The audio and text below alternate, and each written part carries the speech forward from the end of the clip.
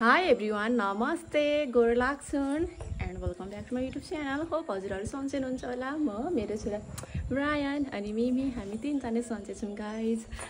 आज फेरि म जाँदै छु मेला। हिजो चाहिँ मेरो ठुलो मम्मीको गाउँको मेला थियो भने आज चाहिँ ब्रायनको बुढी नानी घर जाँदै छौं। के भन्छ? मेरो हस्बन्डको मामला भनेपछि मेरो छोराको के भयो? बुढो मामला जाँदै छौं। मेला छ दिनकै पाउन खाएको छ तर 4 बज्न लाग्यो। यति बेला मलाई फुर्सद हो गाइज।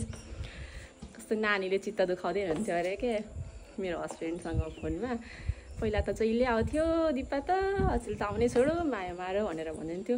माया मारेको होइन गाइज, माया मारेको होइन। अब पहिला म बेरोजगारी थिएँ, एक्लै थिएँ हैन। अहिले त छोरा भयो, अनलाइन बिजनेस छ, अनि त म कतै के गर्न फुर्सद हुँदैन के, खान आउन सबै फुर्सद हुँदैन। त्यस्तो भएको छ अहिले। त्यही भएर चाहिँ कस्तो चित्त दुखाउनुहुन्छ कि कस्तो भन्नाले पहिला चाहिँ नाना हुनुहुन्थ्यो नि त। नाना खसिसकेपछि चाहिँ गएकै छैन नि त। म खासै 1-2 पल्ट मात्र गएको छु।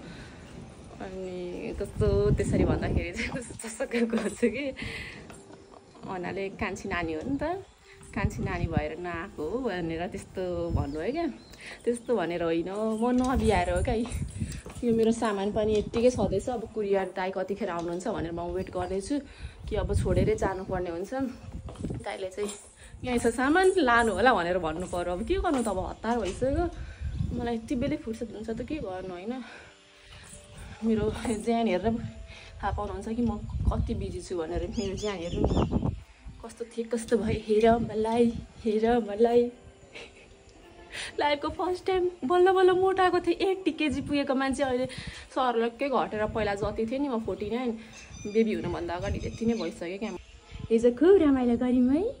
तर मेरो छोरा सुतै भयो क्या। मेला पनि हेर्न पाएन। ठ्याक्कै मेलामा पुग्ने बित्तिकै मेरो छोरा निदायो, फर्किने बित्तिकै उठ्यो क्या। त्यस्तो भयो।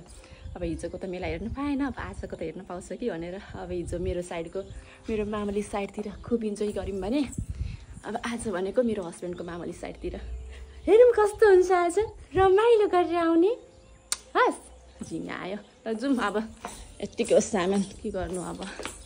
सामान चाहिँ नहराओस् भनेर मैले यसरी भिडियो बनाएको, नहराओस्। कति हजारको सामान चाहिँ। त्यही भएर मैले खासै अर्डर पनि लिएको छैन क्या। त्यही 10-15वटा अर्डर लिएँ। अब निस्केको म यस्तै हो हतारमा। सल गाइस, मैले सलै बोकेको रहेन रहेछु। अहिले हेरेँ ला झन्डै गएको म घरबाट यहाँ नानी गाउँ आउन कम्तीमा पनि 1 घन्टा लाग्न लागिसक्यो गाइस। नानी सुत्दै छ। घर त पुग्यौँ तर भनौँ न त सासू मम्मी पसल खुल्लै रहेछ। सासू मम्मी चाहिँ हुनुहुन्छ माइतमा, रोक्दै जाने हो सासू मम्मीको माइत। हामी सासू बुवाहरू नि माइत नजिकै छ क्या। माइत घर नजिकै जस्तै मेरो खोलाबारी खोलापारीको भने मेरो सासूको एउटै गाउँ क्या। अलिकति मात्र डिस्टेन्स मात्र फरक हो। त्यस्तो छ। त्यही भएर अकेजन हुँदाखेरि चाहिँ म 4तिर जानुपर्ने हुन्छ। 2तिर मात्र होइन 4तिर। किनभने माइत भयो होइन, अनि बुढो ससुरा भयो, अनि सासू ससुरा भयो, अनि फेरि अनि बुढो मामला भयो हस्बेन्डतिरको। भन्नाले चाहिँ मेरो मामला टाढा छ र जानु पर्दैन, नत्र 5-5तिर जानुपर्ने हुन्थ्यो। सुतेको छ। उठेँ ल पुग्यौँ। अब मेला खानु परेन, मेला घुम्नु परेन। पसिना कति आएको टोपी लगाइदिएको थिएँ होइन, पुरै भिजिसक्यो। सुकाउँदैछु। लिन आइसक्यो। खानु गएको हजुरआमाले बोक्नले रेडी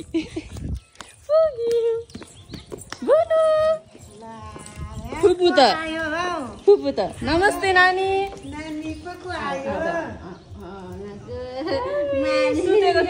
सुतेको थियो। यता ब्रायनको अरे फुपू लुगा छैन लाएको, यत्तिकै छोपिदिए ल। नयाँ लुगा लगाइदिएको छु मैले। रुन चाहिँ किन रुनु, किन? यहाँ फुपूलाई हेर्नु न, फुपू कस्तो ज्ञानी हुनुहुन्छ।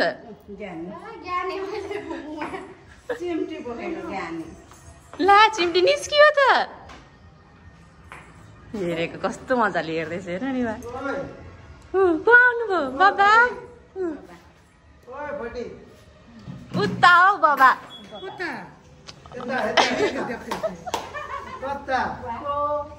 नयाँ मान्छे हो यहीँ छु म यहीँ छु ल नरो नयाँ मान्छे हो ल किन यस्तो हो किन रुनु ल जाउँ जाउँ हामी रेडी भयौँ मेला निस्केको जानुभयो ड्याडी भाइलाई पठाइनुहुन्छ देवरलाई मेला चाहिँ फेरि यहीँ नजिकै छ नि गाइस धेरै टाढा होइन यहीँ छु मामु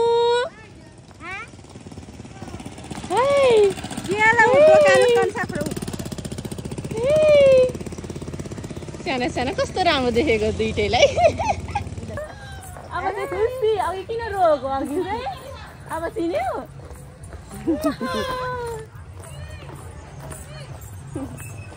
अहिले त सानै छ कि अब अर्को वर्ष चाहिँ यो त्यो भन्ने हुन्छ अर्को वर्ष त पुरै अनि बाटोमै रुनु डुवा ढलक ढलक डालक डालक सोचिरहनु जस्तो खै त नि मेला त सुनसान छ त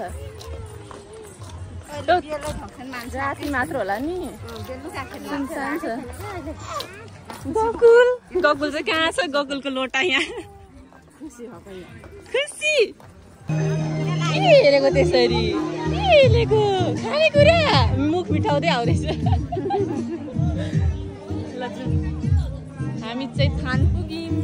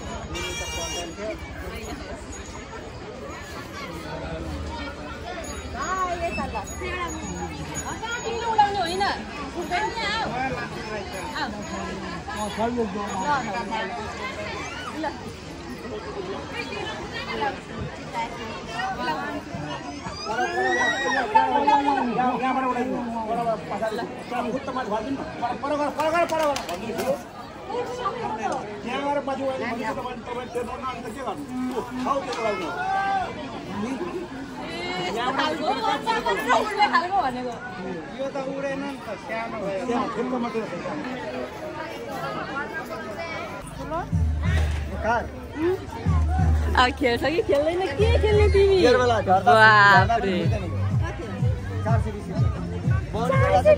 खाने कि खेल्ने बौनी गर्नलाई मात्रै दिदाम भनेको यो झर्दा फुट्दैन गाडी देखा गाडी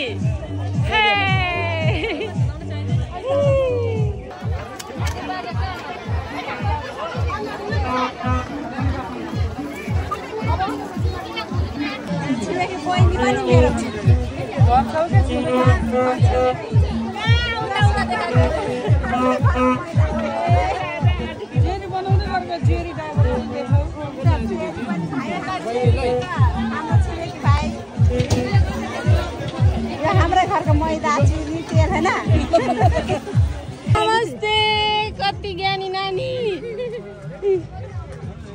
नानी दिदीसँग भेट भयो कति महिनाको भयो 2 महिना भयो ए हामी त धेरै ठुलो भएर यहाँ डुलिसक्यो गएको ल जाने बाई बाई त्यहाँ कति रोएको थियो गर्मी शीतल हो नि त यहाँ कति शीतल अङ्कलसँग जाने जाने रहेछ अनि अङ्कलले अनि हस्पिटलमा रुनु भएको होइन कति 4 दिन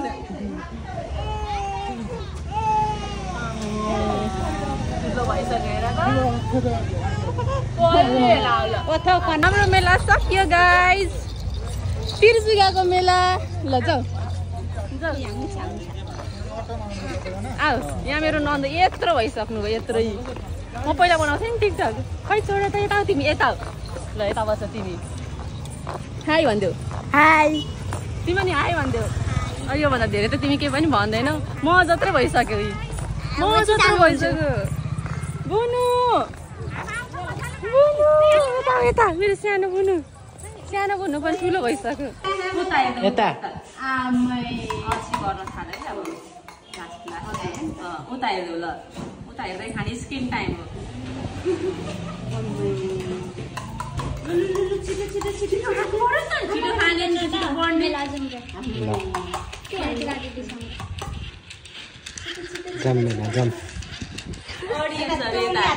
हामी हेरेको हेरे उता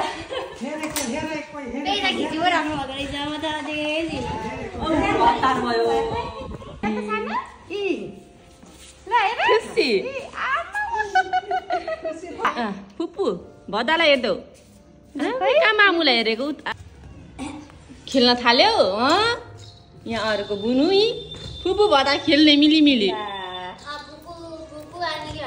भदा हेर्दैछ तिमीहरू खाऊ माम